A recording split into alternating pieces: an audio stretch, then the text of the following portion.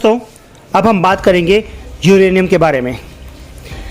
Uranium को ख़त्म होने में करीब 4.5 अरब साल लगते हैं। तो क्या रूस यूक्रेन युद्ध काफ़ी बड़ी तबाही लाने वाला है? दुनिया में या दुनिया के बारे में एक अहम बात यह है कि कभी भी अपनी रूप बदल सकती है। पृथ्वी के ऊपर जीवन लाखों सालों से पनप रहा है और जैसे जैसे इंसान उन्नत होता जा रहा है वैसे वैसे पृथ्वी में बसे जीवन पर भी खतरा बढ़ता जा रहा है। आज दुनिया का हाल कुछ ऐसा ही है। सबको परमाणु युद्ध की चिंता सता रही है। परमाणु बमों में इस्तेमाल होने वाले यूरेनियम का घातक प्रभाव आज लोगों के मन में काफ़ी समय बाद फिर से एक बार ताज़ा हो गया है, क्योंकि इंसानों ने इसके प्रभाव को पहले से ही देखा हुआ है। वर्ल्ड वार 2 में अमेरिका ने लिटिल बॉय नाम के यूरेनियम बम का इस्तेमाल करके जो तबाही मचाई थी उसको जापान समेत पूरी मानव जाति कभी नहीं भूल सकती। अब रूस यूक्रेन युद्ध में हालात कुछ ऐसे ही हो चुके हैं कि रूस ने यूक्रेन के कई परमाणु एनर्जी वाले प्लांट को अपने कब्जे में ले लिया है। ऐसे में बार बार ये खबर भी आती रही है कि रूसी सेना के द्वारा इन न्यूक्लियर प्लांट्स को मिसाइल से ध्वस्त किया जा रहा है, जिससे रेडिएशन का खतरा काफ़ी ज़्यादा बढ़ गया है। ऐसे में यूरेनियम के बारे में कुछ बातों को जान लेना हर किसी के लिए उपयोगी रहेगा। तो चलिए अब बात करते हैं यूरेनियम के बारे में। आखिर यूरेनियम है क्या? साइंस या केमिस्ट्री के हिसाब से यूरेनियम एक केमिकल सब्सटेंस है जिसका एटॉमिक नंबर 92 है। दिखने में सिल्वर ग्रे कलर का दिखने वाला ये सब्सटेंस असल में एक रेडियो एक्टिव सब्सटेंस है, जो कि मूल रूप से परमाणु बमों और परमाणु एनर्जी को यानी कि एटॉमिक एनर्जी को बाहर निकालने में किया जाता है। ये सब्सटेंस पीरियोडिक टेबल में एक्टिनाइड सीरीज के अंतर्गत आता है। वैसे सबसे अहम बात यह है कि इस सब्सटेंस को सिंबल U से इंडिकेट किया जाता है और मूल रूप से यूरेनियम 235 जो यूरेनियम का आइसोटोप है उसको परमाणु बमों में एटॉमिक बॉम्ब्स में इस्तेमाल किया जाता है। साल 1945 अगस्त 6 इस तारीख को अमेरिका ने जापान के हिरोशिमा पर एटम बम से हमला किया था। ये बम यूरेनियम से बना था और ये इतना घातक था कि पल भर में ही कई हजारों लाखों लोग इसकी चपेट में आकर मर गए थे। जिस बम को हिरोशिमा में गिराया गया था उसकी लंबाई लगभग 3 मीटर तक थी। वैसे खास बात यह भी है कि ये बम न्यूक्लियर फिजन वाले रिएक्शन के ऊपर काम करता है, उसमें यूरेनियम 235 का इस्तेमाल होता है। और रोचक बात यह भी है कि यूरेनियम 235 को न्यूक्लियर फिजन रिएक्शन को आरंभ कर सकता है। यूरेनियम के बारे में कुछ जोड़ी रोचक बातें अब हम बात करेंगे। यूरेनियम का न्यूक्लियस कभी भी स्टेबल नहीं होता है, स्थिर नहीं होता है और ये हमेशा अनस्टेबल होने की कोशिश में ही रहता है, इसलिए ये लगातार टूटता रहता है। वैसे यूरेनियम ही वो सब्सटेंस है जिसके कारण आज हम रेडियो एक्टिविटी के बारे में बहुत कुछ जान पाए हैं। मार्टिन हेनरिच क्लैपरोथ ने सबसे पहले यूरेनियम के बारे में दुनिया को बताया था, परंतु एक बहुत बड़े खोज के चलते साल 1903 में मैरी और पेरी क्यूरी को इसी सब्सटेंस से आधारित नोबेल पुरस्कार भी मिला था। तो चलिए हम अब यूरेनियम से जुड़ी कुछ इंपॉर्टेंट बातों के बारे में जानते हैं। हिरोशिमा पर गिरने वाले बम लिटिल बॉय का मात्र 1.38% यूरेनियम ही एक्टिव होकर फट पाया था।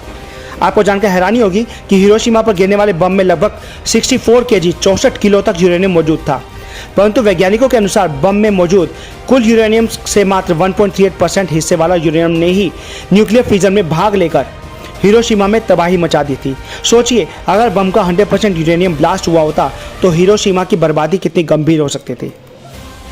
हवा में फटकर ही इतनी तबाही से कर दी थी जितना कि आप कल्पना भी नहीं कर सकते। अगर आपको लगता है कि हिरोशिमा पर फटने वाला बम जमीन पर गिरकर ही फटा था, तब आप लोग बिल्कुल गलत सोच रहे हैं। ज़्यादातर लोगों के मन में ये भावना रहती है कि हर एक बम किसी टक्कर के बाद ही फटता है, परंतु दोस्तों ये बात सच नहीं है। हिरोशिमा पर गिरने वाला बम जमीन से लगभग 509 मीटर की ऊंचाई पर फटा था। इतनी ऊंचाई पर फटने के बाद भी धमाका इतना तेज था कि ग्राउंड जीरो से 1 मील के अंदर आने वाले सारे घर धूल में मिट गए थे। इसके अलावा ग्राउंड जीरो से लगभग 7 किलोमीटर के अंदर आने वाली कोई भी चीज़ भाप बनकर उड़ गई थी। ब्लास्ट के कारण बना फायरबॉल इतना घातक था कि इसके सामने आने वाली हर एक चीज़ तबाह हो गई थी। कई लोगों को जानकर हैरानी होगी कि यूरेनियम लगभग 4.5 अरब सालों तक खत्म ही नहीं होता है। अरबों सालों तक ये बायोस्फीयर में रहकर हम अपनी रेडियो एक्टिविटी से ये एनवायरनमेंट को काफ़ी नुकसान पहुंचाता रहता है। काफ़ी ज़्यादा हाफ लाइफ पीरियड होने के कारण ये सबसे पहले रेडियम 226 और उसके बाद रेडियम 222 और आखिर में पोलोनियम 210 में चेंज होता है। बाद में ये एक स्टेबल न्यूक्लियस में चेंज हो जाता है और लेड में कन्वर्ट हो जाता है। इसको आविष्कार करते करते मैरी क्यूरी की भी डेथ हो गई थी। ये दुनिया की उन चुनिंदा महिलाओं में से एक है जिनका कंट्रीब्यूशन साइंस कभी नहीं भूल सकता। जिस शिद्दत से मैरी क्यूरी ने रेडियो एक्टिव पदार्थों की खोज की थी, उनको देखकर किसी को भी सर उनके सामने अपने आप ही झुक जाएगा। उन्होंने रेडियो एक्टिव पदार्थों के साथ इतना काम किया कि बाद में उसी के चलते उनकी मौत भी हो गई थी।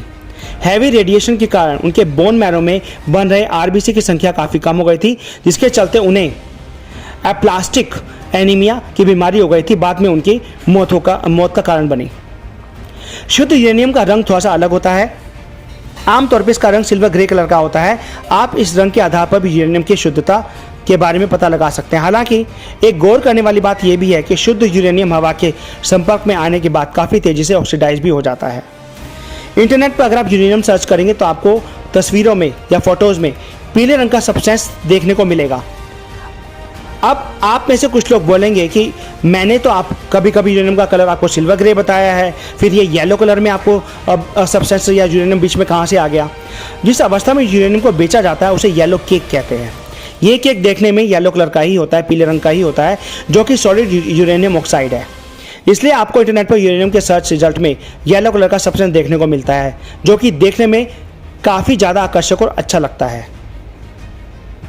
तो दोस्तों, मैंने आपको यूरेनियम से जुड़ी काफ़ी रोचक बातों के बारे में आपको बताया। आशा है आप लोगों को पसंद आया होगा। तो अगली वीडियो में फिर मिलते हैं कुछ और इंटरेस्टिंग फैक्ट के साथ। अगर आपको वीडियो पसंद आए तो लाइक शेयर सब्सक्राइब जरूर करें। Thank you.